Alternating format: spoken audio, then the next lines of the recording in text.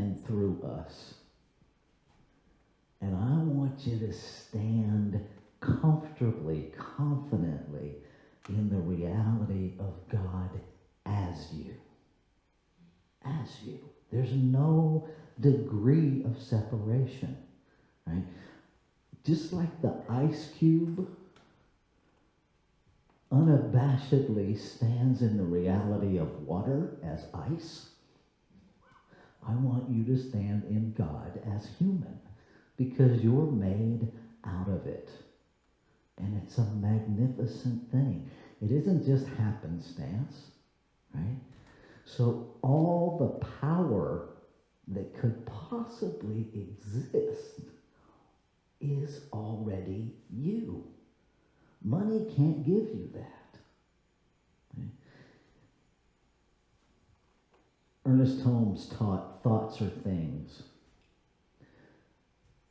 Raymond Charles Barker clarified that just a bit, that thoughts in fact are not things. Thoughts cause things. There's a difference, right? Cause, what we know is that there's one causation, one cause.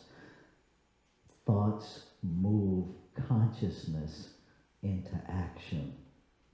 The activity of law, soul, if you will, right, is the movement upon thought to bring it into former experience. So if money is in form, it must start with cause. It must start with consciousness.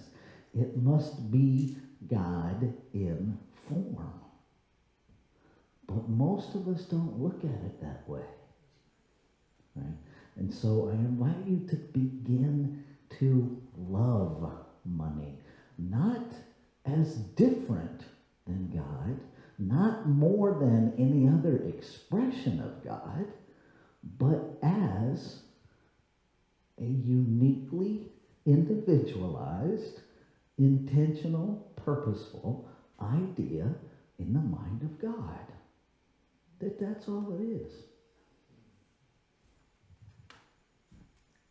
I have to laugh because yesterday while I was finishing up here and thinking about the talk and the idea that money can't buy happiness, while I was receiving the pizza that they deliver, yes it can. Yes it can. Yeah.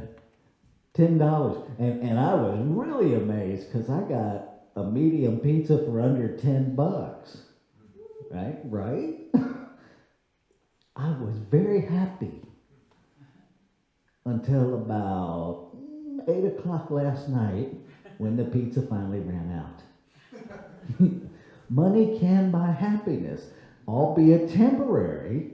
It can. So let's let go of that lie.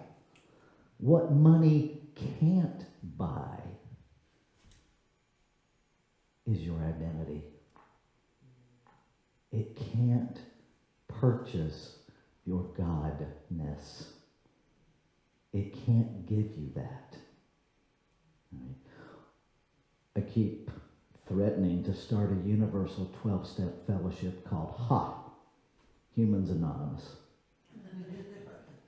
Because we're all addicted to something. If we understand the root of addiction, the reality of addiction, as thinking anything outside of ourselves will fix something inside of ourselves. That's addiction. That's addiction. And for some of us, man, we have tested the waters. We've just traded things, right? Alcohol didn't work. Drugs didn't work. Sugar didn't work. Tobacco didn't work. Food didn't work. Spending money doesn't work either. Hoarding, clenching, collecting money will not fix whatever you perceive to be broken in you. It will not. because nothing is broken in you. The only challenge that we really have is that our thinking is off. Our thinking makes it so. Our thinking activates cause. And so if you think you're broken, if you think you are inherently inadequate, there is nothing other than changing that thought that is going to heal that. It's never true. It's never true. Right? You are a divine, one of a kind, intentional, on purpose, never to be repeated smile in the heart of creation itself. That's who you are. If that doesn't light you up, I don't know what will, other than actually believing it. See, it's one thing to hear me say it. It's a whole nother to let it in. It's kind of like if I put $1,000 cash in front of you, and all you do is stare at it. And I'm like, no, it's yours, take it. And you just stare at it. It isn't going to change your life at all until you receive it. That's why we take so much time talking about learning how to receive. Because, man, don't we have a minefield of reasons why we don't deserve X, Y, and Z? Let it go. Let it go. I'm going to give you an example of playing with money. Many of you have been aware that our wireless microphone system has been cranky lately. Well, it's cranky because it was in the process of dying. It was in hospice, sitting right up there on the shelf. And so I took everything in to have it checked. Because at first we thought it was the headsets, then we thought it was the body pack. So they checked those. No matter what they did, they couldn't make the problem happen. So they called me, asked me to bring in the receiver bases. The receivers. Right? There's a theme here about receiving. The receivers were confused.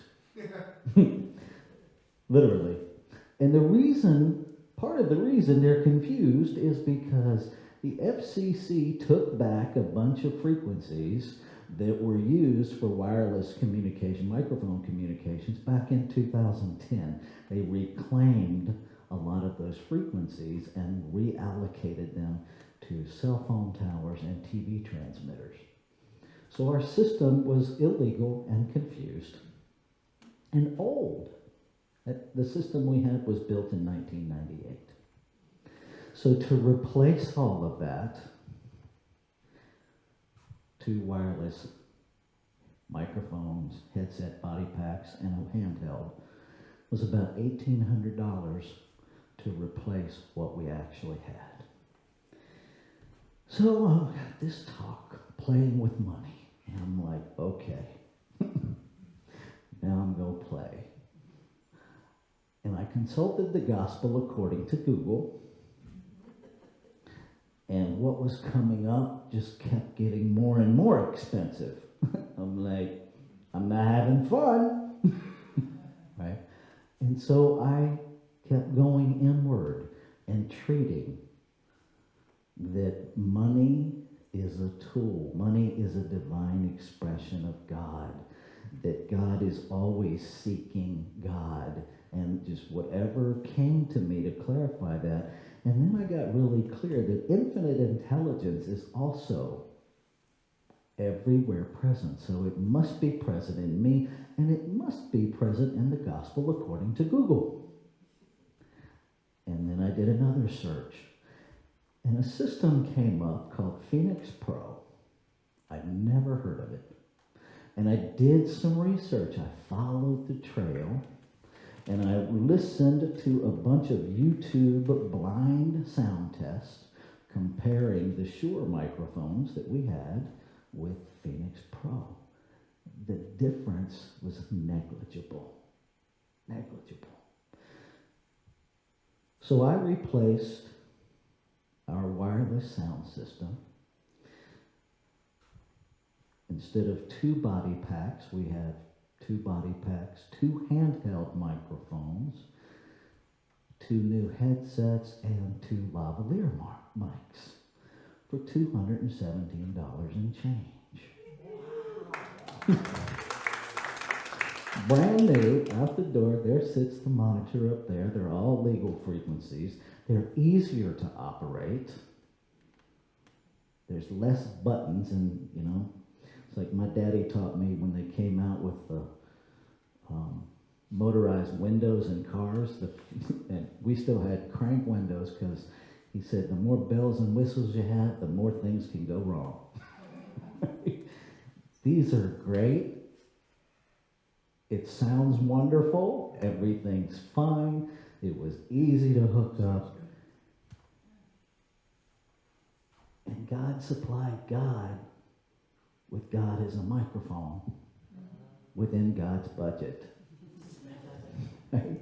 We have to get beyond a dollar sign, right? Because too many of us have established our magnificence. When I have this amount of money, I'll be okay. No, you won't. No, you won't. Because that is predicated on you already aren't okay. You cannot fix a lie with another lie. You can't. It's this thing called a tangled hierarchy. If I say, to tell you the truth, I'm a liar, which one is it? Right? Because if I in fact am a liar, the whole statement to tell you the truth gets very confusing and you can't really unravel. Am I telling you the truth or am I lying about being a liar? There's no way to unravel it. Right? This idea that I will be okay when is a tangled hierarchy. And there's no way out of it other than to completely dismantle it, step away from it, and to understand that you are perfect right now. Always have been. Came out of the womb that way. You were developed that way. You were incarnated out of perfection. That does not mean everything in your life is perfect. If you judge you by the appearances in your life, you will always fall short. If you judge you by the appearances in someone else's life, you've got the jackhammer out digging a deeper hole to crawl into. Right?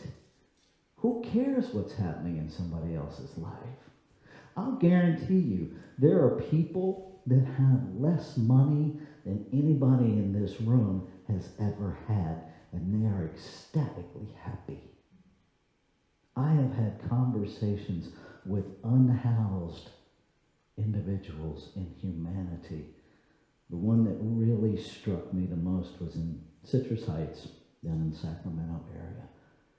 College professor walked away from a tenured job at one of the universities in the East Bay because it made him miserable. And he chose to live in a tent. And on the front of his tent, he put a sign that said, "I'm not homeless, welcome to my home." It's all in perspective. It's all in perspective, right? What do you love? Do you love the idea of being somebody else? Do you love the idea of money fixing you?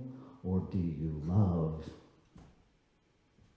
how you show up?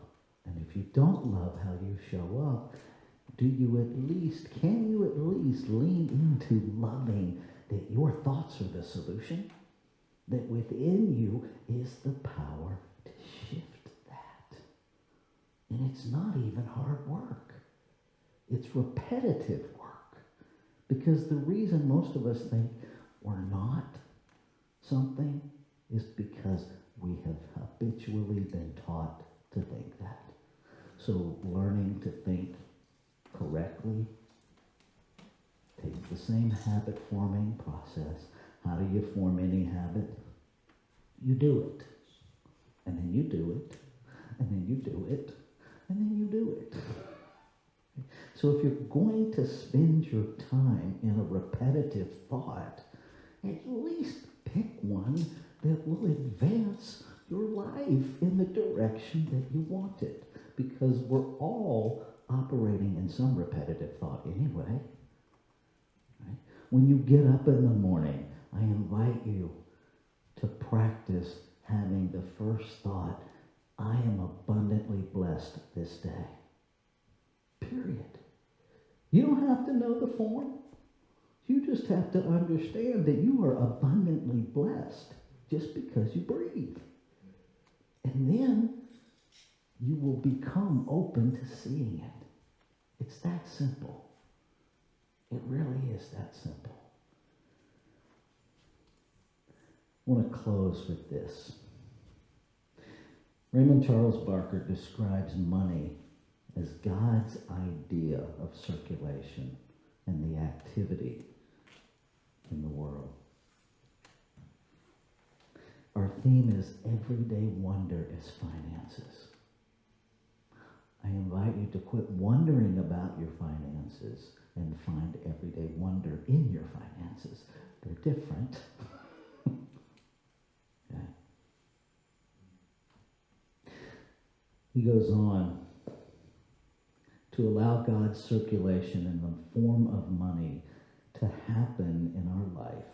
We must love money. Now that can trigger some of us, right? Because we have those Bible verses in the back of our head about the love of money, right? Keep listening. Not in a fear-based, hoarding, clenching way, but as we love all of God. To not love it more, to not love it less, to love it as equally. Because if everything is the divine in form, everything already has equal value. So we have to love money as God, just like we love each other as God, just like we love ourselves as God. Stop all of the garbage we've assigned to money, and stop all of the unrealistic properties of money, because that's externalizing, that's addiction, right? Let go of that. We must release old beliefs and stories that have hampered this flow. Money is as spiritual as everything else.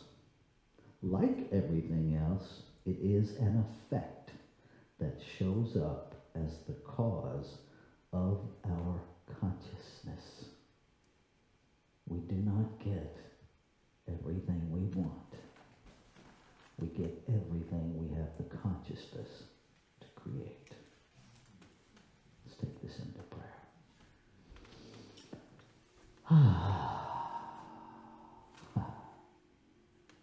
Recognizing there is only one infinite, ever-present allness. That it is abundant. That it is intelligent. That it is pure love, pure peace. Knowing I am created out of it, by it, to be it, I know that all of it, that it is fully present as the very essence of my being. That there is nothing outside of me to get, and everything within me to get aware of. And I know that what is true of me is true of all creation. No separation. Every expression of the infinite, one with it. Made out of it, by it, to be it.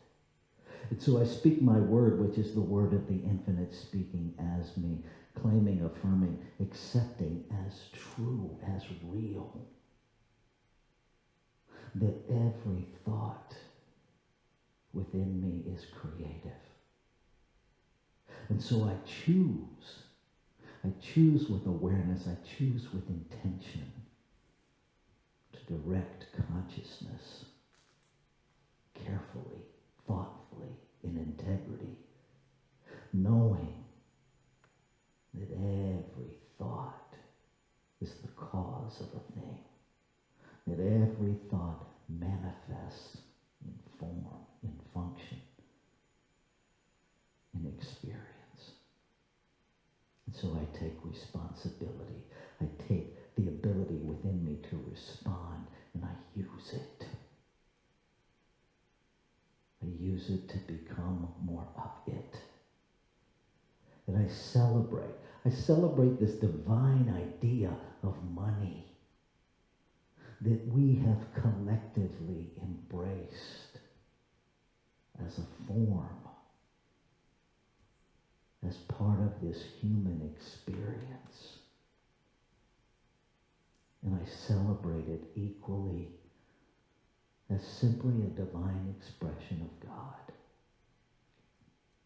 I allow it to flow to me, to flow through me. No need to withhold, knowing that all that I need or think I need in this human realm is handled by the authority that made me. I let go of any idea that money fixes anything within me.